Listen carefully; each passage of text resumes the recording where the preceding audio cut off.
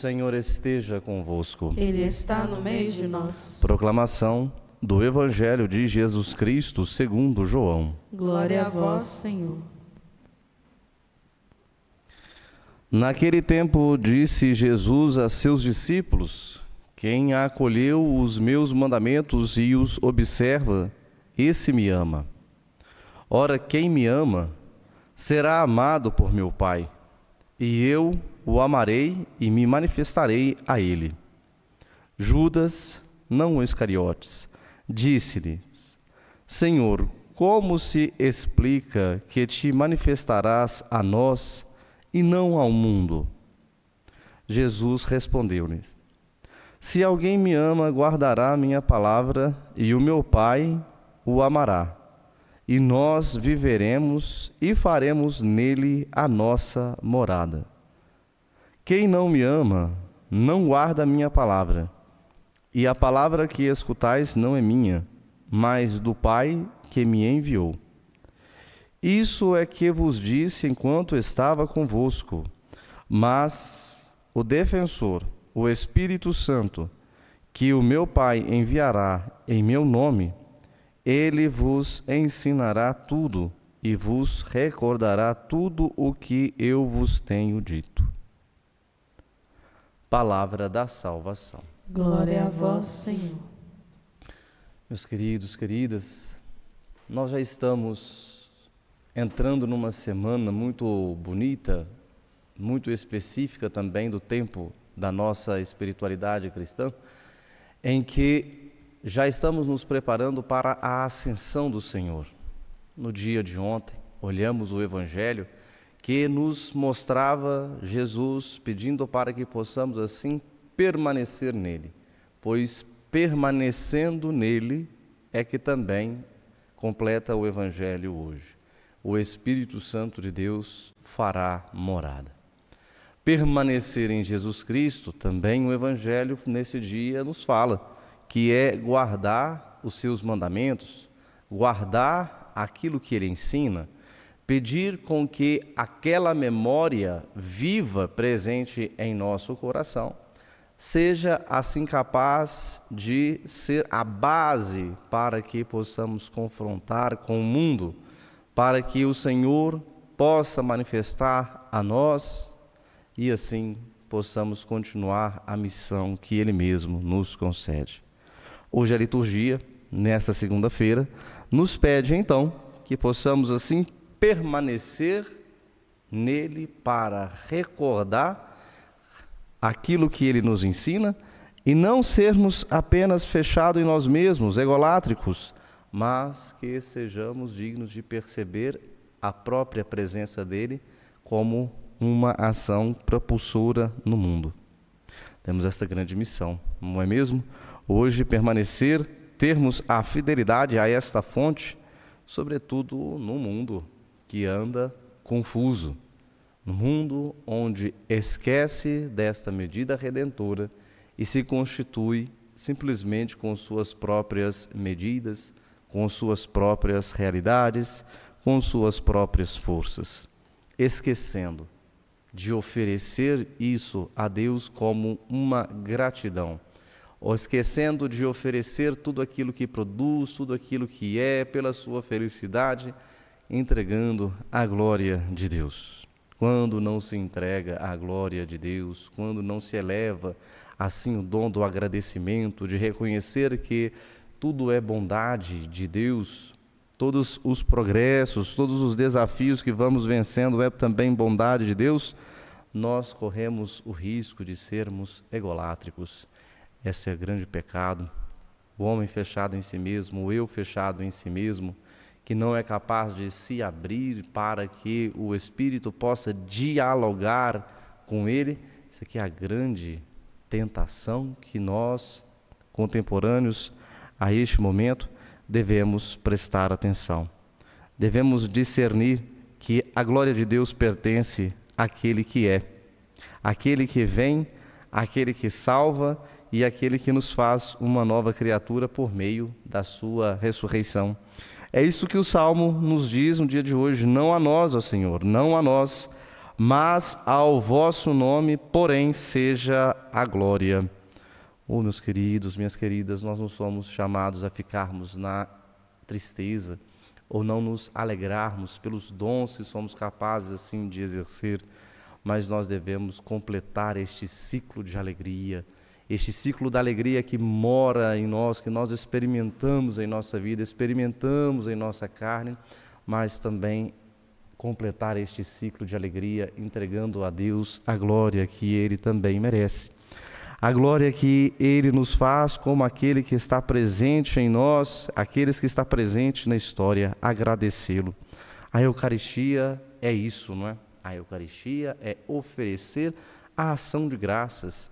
No meio do nosso dia a dia, no meio do nosso cotidiano, da nossa correria, nós paramos um momento. E no meio dos desafios, nós apresentamos a Deus o nosso louvor de ação de graças, para que a nossa participação ativa no mundo, na sociedade, seja digna também de ser apresentado a Ele para dar glória. Glória àquele que nos protege, glória àquele que está chamado a estar no nosso lado. E é isso que o Senhor fala no Evangelho. Olha, o defensor, o Espírito Santo, que o Pai enviará em meu nome, Ele vos ensinará tudo e vos recordará de tudo o que eu vos tenho dito. O Espírito Santo, como sabemos, é este Paráclito.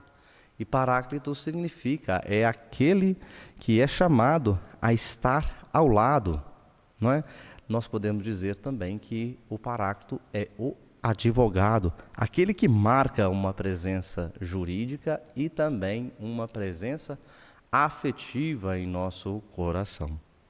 Estamos nos preparando com esta liturgia para enfrentarmos talvez três grandes dificuldades que vão assim aflorar e vão deixar crescer outras dificuldades.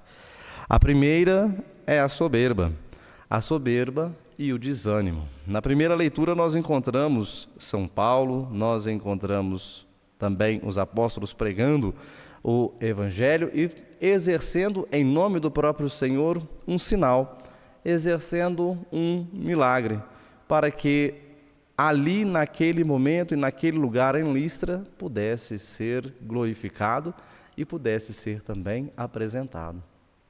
Ali naquele momento, naquela sociedade em que os apóstolos vão dizer que é uma sociedade idolátrica, eles chamam a atenção desse povo para dizer, olha, não caiam na idolatria, abandonem esses ídolos que são inúteis. Porque veja, também nós somos homens, temos carne, temos sangue, que nem vós. Nós não somos deuses, nós somos homens que também caminhamos juntos, passamos as mesmas alegrias, os mesmos sofrimentos e ontologicamente nós não temos nenhuma diferença. Mas esta força, por quem fez este sinal, vem da própria pessoa de Jesus Cristo.